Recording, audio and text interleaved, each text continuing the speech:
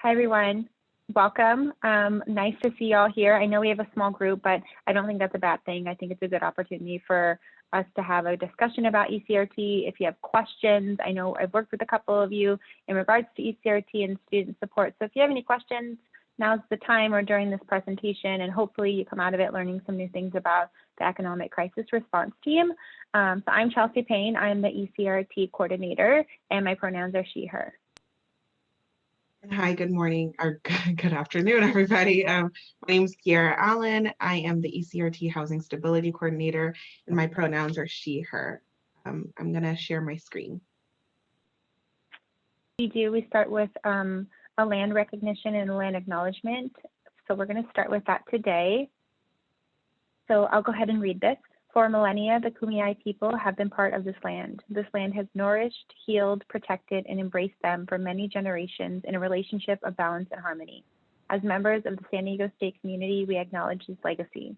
We promote this balance and harmony. We find inspiration from this land, the land of the Kumeyaay. So I would just like to take a moment to appreciate that and to know that we really only have this opportunity to come together and talk about what we're going to talk about today because we are on this land. And so yeah, we wanted to just say that piece. All right, so we did our brief introductions. The other member of our coordination team is Justin Adkins, who is officially our ECRT Resource Coordination Assistant.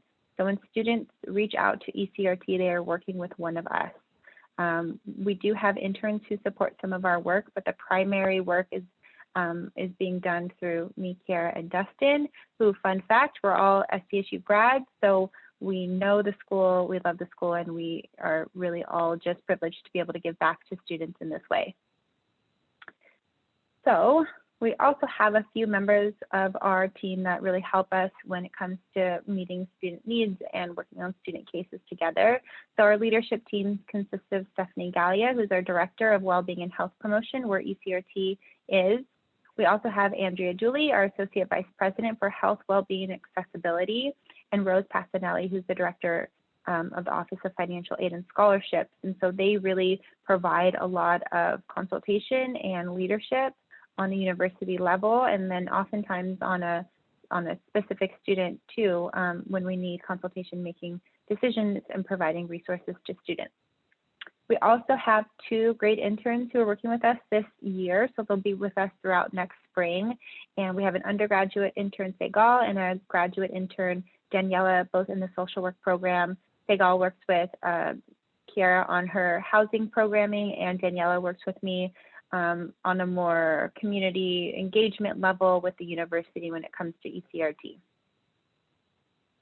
Oh, and I also wanted to say to everyone on the call, if you do have questions throughout this, I mean, it's a small group, feel free to unmute and ask. And then if you want to wait to see if we answer it, you know, we'll leave time at the end for questions, and you can also chat us questions that you might have. So our goal for this training today is for you all to understand how ECRT serves students, so what resources we provide, how we provide those resources, and to learn about commonly utilized resources for meeting students' basic needs so that in your own work at the university, if there's an opportunity for you to be the person that serves as the broker for the student to the resource, we want to encourage that too. And then lastly, we want you to understand the process for referring a student to ECRT so that a student knows how to reach out when they need support. Okay, so what is ECRT? ECRT is really the basic needs hub of SDSU, and our department is Wellbeing and Health Promotion. We are located, Wellbeing and Health Promotion is usually located in the Cal Poly Center. However, all of our services are now virtual via Zoom, phone, or email, whatever is going to work best to help contact the student and work with them. We are here for students' basic needs, but also for students who are encountering an unforeseen financial crisis and need some support navigating that, possibly filling in gaps for their basic needs and figuring out what resources they might need to resolve that crisis. And the way that we do that is through a campus-wide collaboration with faculty, staff, and students, which really is the foundation to what we do, is being able to rely on that collaboration and that interdepartmental resource network that we have to be able to help students resolve their current issue. So our mission statement is on the screen here that I'm going to read aloud because it really grounds us in our work and helps us navigate our work with students. So the SDSU Economic Crisis Response Team aims to bridge the gap in resources for students experiencing immediate food, housing, or unforeseen financial crises that impact student success. So it really is the core of what we do. And so for students who fall into that category, we're here to support them. Using a holistic approach to well-being, ECRT supports students through crisis by leveraging a campus-wide collaboration that utilizes on and off-campus partnerships and provides direct referrals based on each student's unique circumstances. ECRT empowers students to identify and access short and long-term sustainable solutions in an effort to successfully graduate from SDSU. So we'll get into what these partnerships and this network looks like, what these referrals look like. The overall goal for us is that we want to support students meeting their educational goals, and we understand that basic needs plays a role in that. And so if we're able to help them meet these basic needs, we're able to impact their success here at San Diego State. So that is our overall goal. So we have our 4 or 5 core values. We want students to know that the Economic Crisis Response Team sees students. So support. With empathy and individual guidance, ECRT provides food, housing, and financial resources to our students to bridge the gap in basic needs. With equity, understanding that every student has a unique situation that brought them to us, we strive to ensure each student is treated in a way that best suits their needs. ECRT is committed to advocating for and educating the university community of the needs of our diverse student body. Empowerment and education. ECRT believes that every student is capable of success, and we are simply here to connect them to the resources and support networks necessary to reach their goals. And sustainability. By equipping students with a toolkit of resources to help them succeed, we assist students through crisis and work towards self-sufficiency. Additionally, ECRT is dedicated to ensuring the sustainability of our services through strategic planning, capacity building, and resource development. So not only are we here to support students one-on-one, but we're here to inform the larger university community of the needs of students and to also make sure that we're making our resources sustainable so that we can be an ongoing source of support for students. So this is a list of our many campus partners, and as you can see, there's a lot of people on this list, and it really spans from student affairs and campus diversity to academic affairs, business and financial affairs. We have folks from all over campus who understand our mission and believe in our mission and are really a part of that mission. And we rely on these partners to resolve the issues that students come to us with. And a large source of our resources comes from all of these partnerships. And so when a student comes through ECRT, we can connect them with these different departments and these different services. So for those students who are, in crisis and navigating all of those resources and departments, it can get quite stressful. We can be that coordination that can do that on behalf of them. And we put N more because I feel like there's always someone we're missing. We have so many folks around campus that help. So, we want to always give kudos to all of these departments and these staff. So our off-campus partnership list is really always growing as we learn about new organizations and as new organizations learn about us, and we find that common ground in both of our missions and how we're able to support students through that. So these partnerships are when students come through us, if we're not able to meet their needs, we want to be able to say, we know of an organization in San Diego or in your community that can help meet the need that you're coming to us for, and we want to help you access that. HomeStart that you see on the screen is a big partner of ours, and Kiara will talk a little bit more about them. They really do help us with our housing program and are a core part of that. They also do our CalFresh enrollment. Our food bank supplies all of the food to the food pantry. So these are really core partnerships that help us deliver services to our students in regards to their basic needs. And like I said, this list is always growing, and we're very grateful for these partnerships. So we're going to get a little bit into the basic needs data and what we're seeing in terms of the research that's been done. So this is from 2016, which is important to keep in mind. Pre-pandemic looks a bit different, but even back then, 41.6% of CSU students were food insecure, which is, to me, that number always stood out as being pretty alarming. That's broken down into students who are food insecure and very food insecure, but regardless, they were experiencing food insecurity.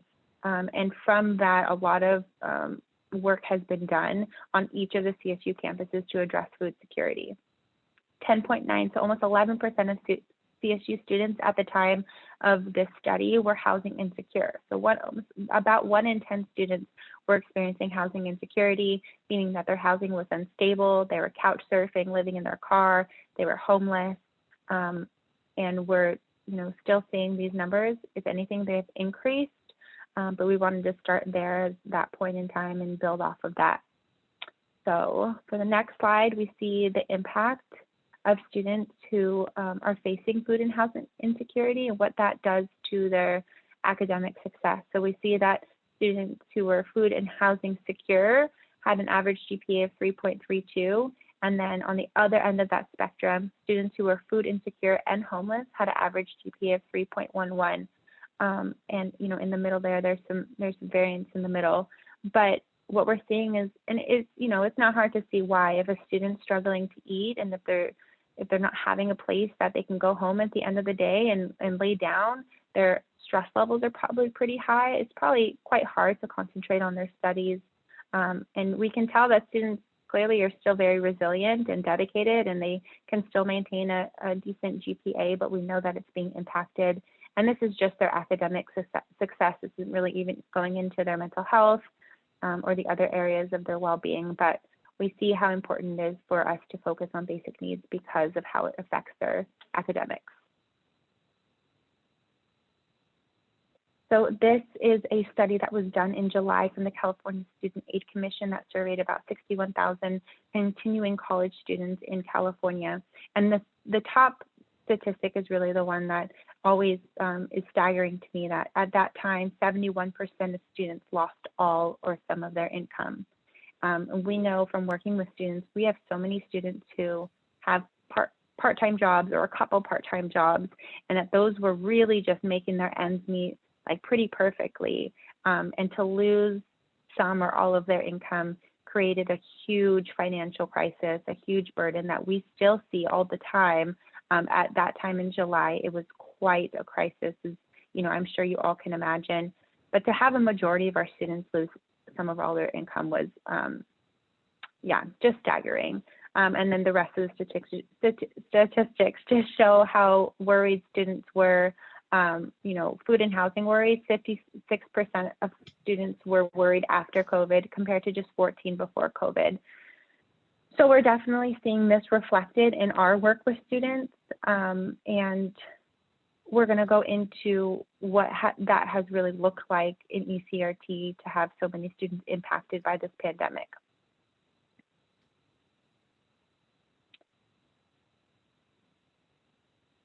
So in the academic year of 2018 to 2019, to the academic year of 2019-2020, there was a 357% increase in referrals to ECRT. We saw about 1,400 students in the last academic year compared to 307 the year before. So it was a huge jump. And personally, I think this is even on a conservative side, because during March, April, May, June, we had so many students that reached out to me and Kara just through our emails that didn't go through the formal process. We have since mitigated that issue and they come through the formal process, but we really had such a huge spike in cases because of that, the impact that students were feeling financially. I'll add one more point to this to help with this. This is why Kiara is on board. I mean, it's not why, she actually came on board, what was it, March 12th or March 13th? Yeah. And so she was here right at the beginning. But luckily, I mean, the universe knew we needed her because we needed this additional support. And then we also have our resource coordination assistant who supports our caseload too. And so we have the support, thankfully, because these were threw the program into quite a crisis, but we have, gotten through it and developed lots of resources to sustain this type of increase in volume. So just looking at what we, ECRT, what we can do, there are a couple of services that we can assist students with. Food, financial, transportation, housing, technological assistance. In addition to just providing these raw resources, we also do case management. We also, like Chelsea was saying, work with our on and off campus partners to coordinate resources. And we also just maintain a database of basic needs resources for students. So we do a lot of stuff, but the goal is always to help students mitigate their situation and go into a better long-term situation. Kiara, can I add something? Because I realized I added that question mark last night, and I wanted to explain that. Oftentimes we get students who are like, okay, so you can only help with these 5 things, but in reality, we want to help with whatever the student needs are. So that question mark kind of represents if there's some unknown needs and it doesn't fall into these 5 categories, we can still help students. So we see students who need help with childcare or clothing or hygiene products, and we still want to be able to serve those students, even though they may not fall explicitly within these categories. So what does it look like when a student is referred to us? So we ask that they go through the formal process. That's how we get our data. That's how we get our numbers. And we understand that sometimes students will come to one of our trainings and they'll just email Chelsea or myself. But we do always encourage students to go to our website, sdsu.edu/ECRT, and fill out our request form. Once the request form is filled out, they will automatically get a resource email within 72 hours. And that's just a blanket email saying, these are all the resources that we have. Look into this, and a coordinator will reach out to you and provide you specific assistance. So the resource email is kind of just like a automatic email. We, Chelsea, myself, or Dustin will reach out to the student individually within 72 hours after that by email or phone, and really dive into their specific case, what they are specifically asking for. And what they specifically need help with. So, sometimes it's a Zoom meeting, sometimes it's a phone call, sometimes we talk to them and there's other things that they don't mention that come up, and we'll address it then. And during this process, we are assessing everything that they've said. We're assessing their housing, we're assessing their food security, we're assessing their technological needs, employment needs, mental health needs. All that stuff is what we are assessing when we reach back out to the student. And sometimes that leads to additional questions, that leads to opening up more doors and realizing that the student needs a lot more support. But we do take time to do that one-on-one assessment when a student comes to us. And if you are a staff and you want to refer a student, please do. We encourage you to refer on behalf of the student. Just make sure that you let the student know that you are referring to ECRT on their behalf, and we will go ahead and reach out to that student or work with that student. Same process, we ask that you go through our online assessment form and fill that out with the student's information, as much of the student's information as you have. If you don't know their red ID, if you don't know their phone number, that's all fine, we can find it.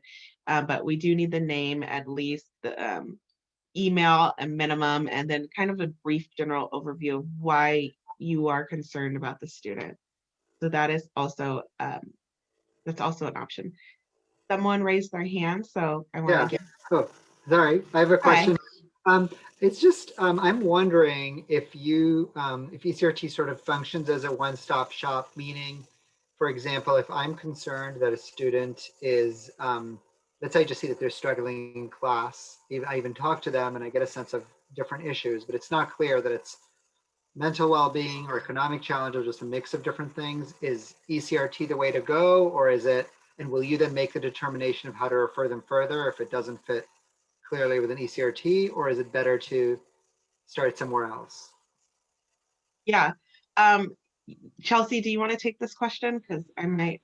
I'll add to Yeah, yeah, and we've definitely had these situations too before where we've had professors reach out and just say, hey, like I got this concerning paper and I don't know what's going on, but I feel the red flags. I know something's happening, and we can definitely start with us.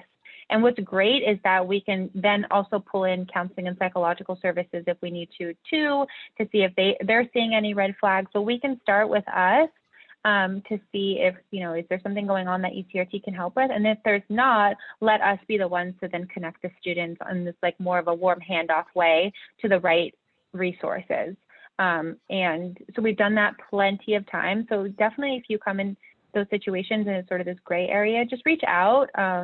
We'd rather have you reach out and be like, oh no, this definitely needs to go to like the ombudsman or to, counseling, rather than miss an opportunity for us to provide resources that might be helpful to them as well. So come to us. I think that's a good starting place. Thanks for that question. Thanks. So breaking down what we can provide in each category, the 5 categories that we talked about in the 6th kind of gray area category. We're going to get into the specifics of what we ECRT can provide. So when it comes to financial resources, everything starts with the financial aid review because we do work so closely with financial aid. That means we're going to look at your aid link, at the student's aid link. We're going to see if they have any grants or loans available, any scholarships that they could apply for, and utilize that as a tool in building some assistance for them. One of our options that we have for emergency funding is our ECRT mini grant. So this is an award for up to $500 that we can provide to students who have exhausted their financial aid package. So if there's no more loans available for the student, they can apply for this. And this is a grant, so there's no need to pay it back. And the process to get the application for this grant is speaking with one of the ECRT coordinators, and we will then determine if this grant would benefit them or is the best fit for them. The pandemic relief, I'm assuming, Chelsea, you're talking about the COVID-19 relief funds? Yeah, CARES Act. Okay. Yeah, so the pandemic relief is the CARES Act funding, which was provided by the federal government, and it is being dispersed through us to ECRT. And we have almost completely exhausted all the funding. However, we do have a couple $1,000s left to provide to students who really, really are struggling with the pandemic and have been financially burdened by the pandemic. So that funding is also a grant, and students just need to go through the assessment process, and then Chelsea, myself, or Dustin will give them the link to that application. And then another option that students have is a short-term loan. This is provided through the university, and it is a loan, so it's up to $1,000, and it's provided through the university, and students have a small payment plan to pay back that money. But if students are kind of in a tight spot and they need money really quick and they need a larger sum of money, then we can provide with the basic needs mini grant. The short-term loan is an option that we encourage students to utilize. We also can help students with the fee relief grant. So this is about I think it's $95 that students can apply for, and it was money collected from the students for their, correct me if I'm wrong, Chelsea, for their health fee. Oh, it's the instructionally related activities fee and one other fee that I'm not going to try to remember what the acronym stood for, but 2 separate fees. It's to cover the cost of the increase of those fees from last year. But all that information is on the FAQs too, if you wanted to learn more about it. Yeah, and students can get $95 for this grant, and it's a quick application, and then we monitor that and award that as well. And of course, we encourage every student to apply to scholarships because that is going to be your greatest source of income and most sustainable. So we always encourage students to apply to scholarships. And in addition to all these resources, the financial resources that we can apply, like I was saying in the beginning, we maintain a resource guide, our basic needs resource guide, and it has on it community financial assistance. So there's a lot of COVID-19 funding pots in the community. There's a lot of COVID-19 rental assistance funding in the community. So we encourage students to utilize that as a resource as well. Kiara, can I add a little bit about this? I just wanted to talk a little bit about the Basic Needs Mini Grant. So as we've gone through this pandemic and tried our best to respond to student needs, we typically state that students will need to have exhausted their financial aid package in order to receive a mini grant. However, just given the economic landscape we're in, and the realistic understanding that loans may not be a favorable option for many students, what we do is try to educate them on their loan options to see if that's going to be a more sustainable resource than a $500 mini grant. So when we have students coming forward and they're like, well, I'm back owed $2,000 in rent, or I have to, pay for $1,500 of something, a $500 mini grant will not cover that. And so it doesn't seem effective to us to be like, okay, well, here's 500 and good luck. What we want to do is say, okay, well, let's look at what other options you have and see what's going to actually be, actually work for you. And so we do a lot of financial aid education to see which one is the best option. And sometimes that means that the mini grant, the $500, will cover what they need without having to activate a loan. That's okay too. And we'll go down that road if that's going to work for the student. But it really is so individual because we want to make sure that we're actually resolving their financial issue. We don't want to put a Band-Aid on it, although we know sometimes we're just sort of mitigating small costs. But if we can resolve the whole issue with the resources that they have with financial aid and with us, that's the bigger goal. So I just wanted to add that because I know we've kind of gone back and forth a little bit with the grant, but just to be clear on that. Thank you. Okay, now moving into our food resources that we are able to provide. AES, Associated Students, has a food pantry that is live and has been in person since the pandemic started, or yes, about since the pandemic started. And this is free food to students. All they have to do is bring their red ID, and they get a bag of food that should last them, I believe, a week.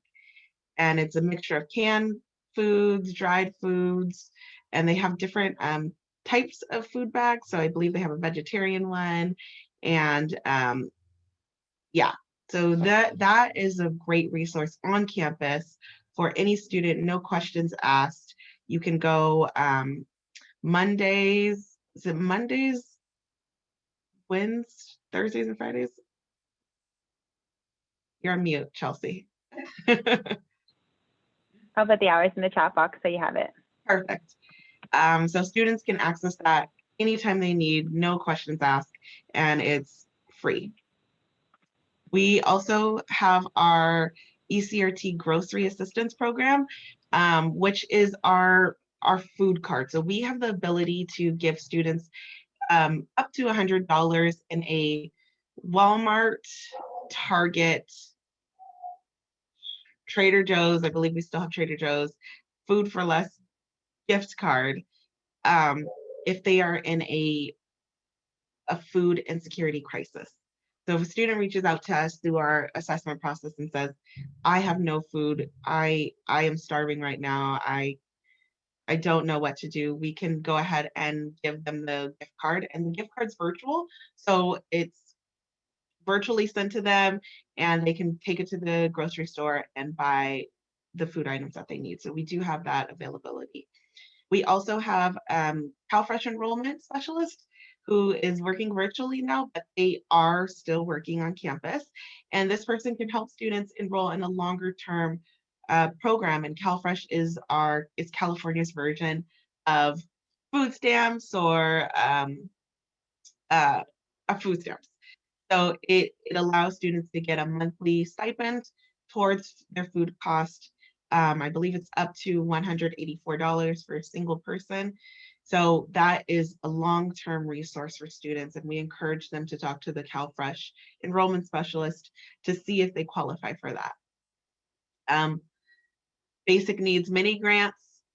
obviously the $500, we can absolutely help students with that money if they are in dire food insecurity. Additionally, 211 is a great resource, and our community food resource guide that we've created is also a really good resource with food pantries all around San Diego County.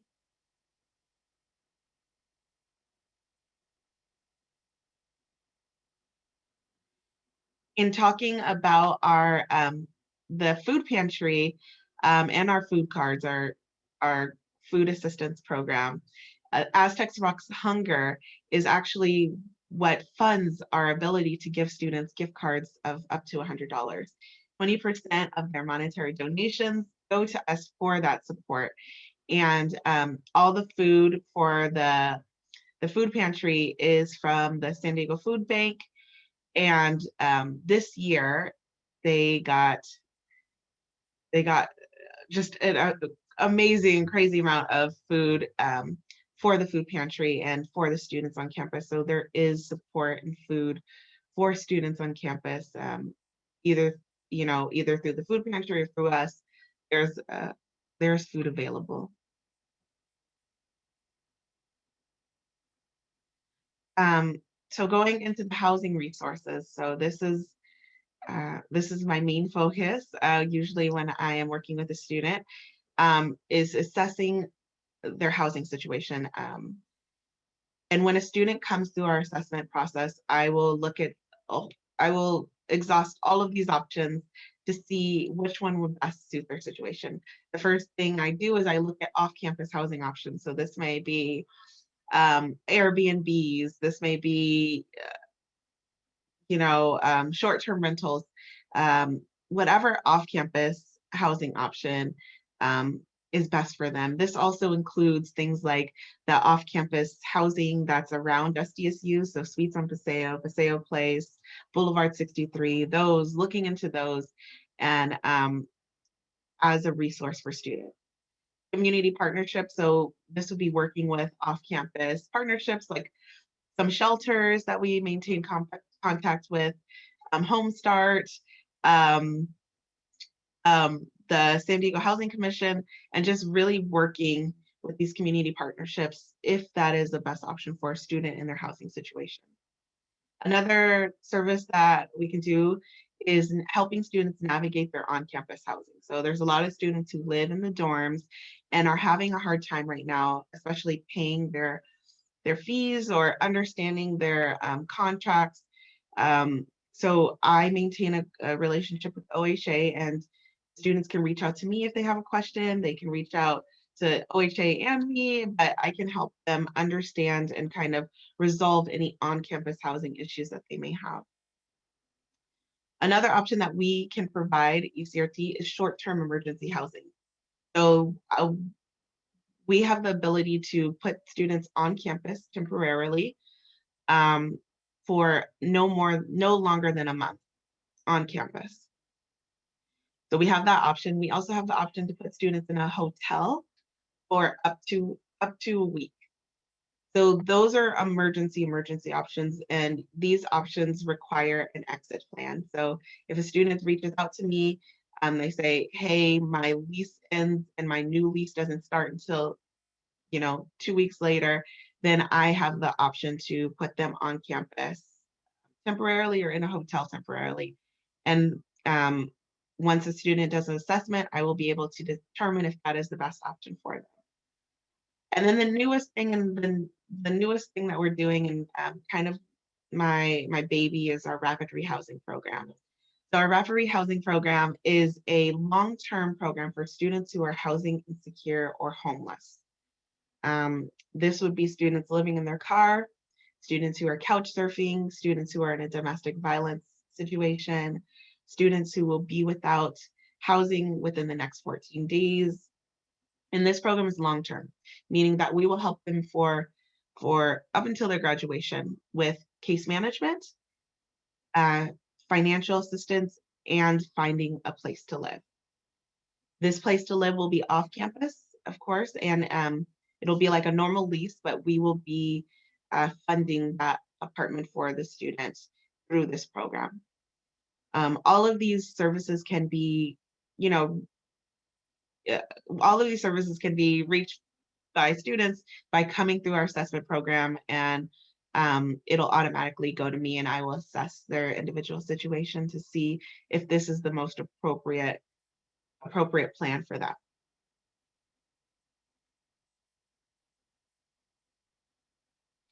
Okay, and some other services we can provide: technology. So working with the library right now, I see there's some chats in there and I can't see them right now, but we'll get back to them. So technology services through the library. Right now, the library is providing laptop rentals for students, and we have some limited availability with hotspots, but the library is providing that free of charge for students to have, especially right now when everything is virtual. So all they have to do is go on our website. Actually, they don't even need to do the assessment.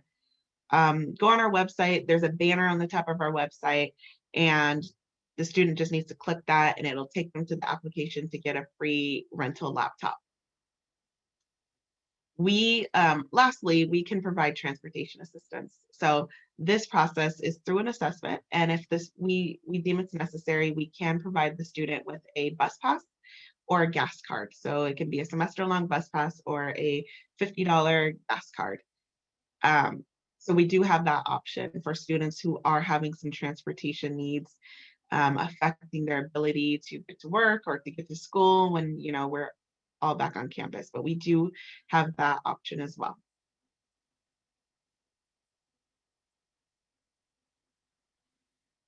And Chelsea was talking about earlier, all our on-campus partnerships. These are a lot of on-campus partnerships that we utilize and we encourage students to utilize. Financial aid is a big partner of ours. OHA is a big partner of ours. We also refer to career services, some of the cultural centers, and just all these things. And we create this holistic plan to help students get out of their situation. So that those are always available to students. And this is our contact. This is us. If you guys have any questions, you can contact us at our individual emails. You can request assistance through our link there. Our bit.ly has all of our community resources on it. And yeah. Are there any questions from the group? I have one question. Thank you so much for sharing everything. It was so great to hear it all again. And the one question I did have is, in your guys' experience working with students, do you feel like students who need your services find you, or do you feel like there is a group that like is unaware that this is even a service that could be afforded to them? And I guess the reason I was asking that as an undergrad advisor, like I would love to make sure that every student who would ever be in any sort of situation that could really warrant your services would know about that. So then my secondary question is, how would I make sure to get them to you and know about their needs? If you have any advice on any of those questions. Yeah, we're doing a lot of work on marketing too, because we still, like, as much marketing as we've done. Today I encountered a student that was like, wow, I'm a fourth year and I've never heard about ECRT, which on one hand could mean she didn't need it, the services, but on another hand, she could have and just not known that this is here. So we've done a lot of marketing, but it's still something that's always going to be on our radar. I think we have, what, 35,000 students or something.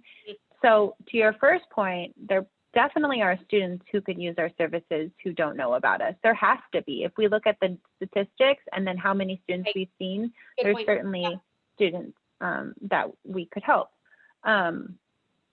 So a few different ways students do find out about us, sort of in their experience. I mean, it's blasted all over social media, but for students who don't use that, we do have it as an option for faculty to put in their syllabus, but it's not a requirement, it's just an option. On that advocate links, I know you said you're an advisor, but if you are working with faculty who want to put that on, we do get students who say, I heard about this because it was on my syllabus. The little blurb that faculty can use, it is in their faculty handbook, but it's also on that advocate links document. And then as you're working with students, Taylor, you haven't gone to our advocate training, have No, you? I was literally just looking on your website actually and and I saw that you only have one more. It's on Friday, so I can't make that one, but I'm guessing next semester you probably will have some.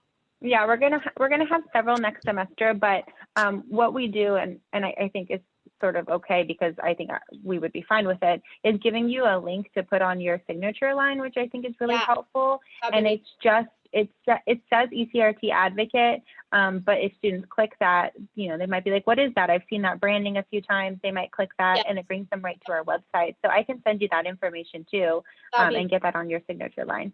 okay. And then I'll just make sure to keep checking your website for the spring link dates. For the advocate trainings, yeah, Yes. we hopefully should have that. We don't have the dates yet at all. I think we're sort of just like trying to get to the end of this I get it. one. We gotta make it Um, through the semester.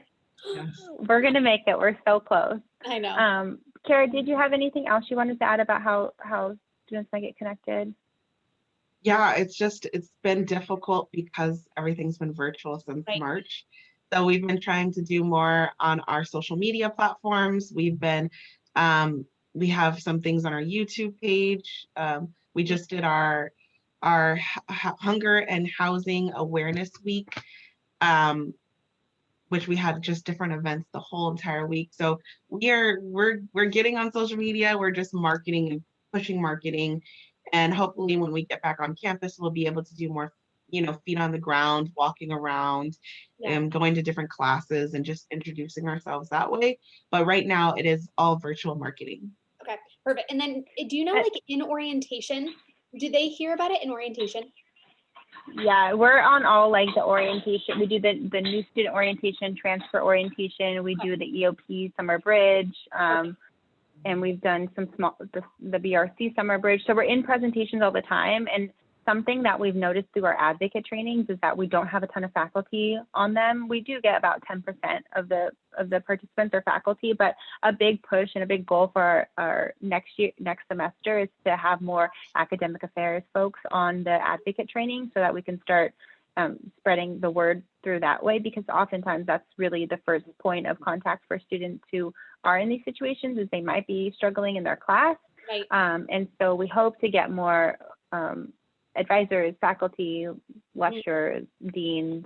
And so we'll go through our contacts in academic affairs and make sure that we're reaching out to all of the chairs and the deans that we have contacts with to get more of those folks on our training. That'd be perfect. Yeah, and I'll definitely bring it up at our faculty meeting.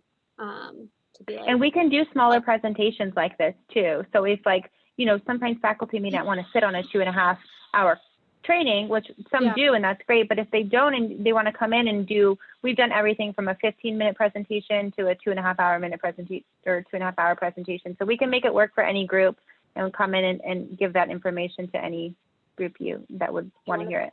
Okay. Thank you so much to both of you.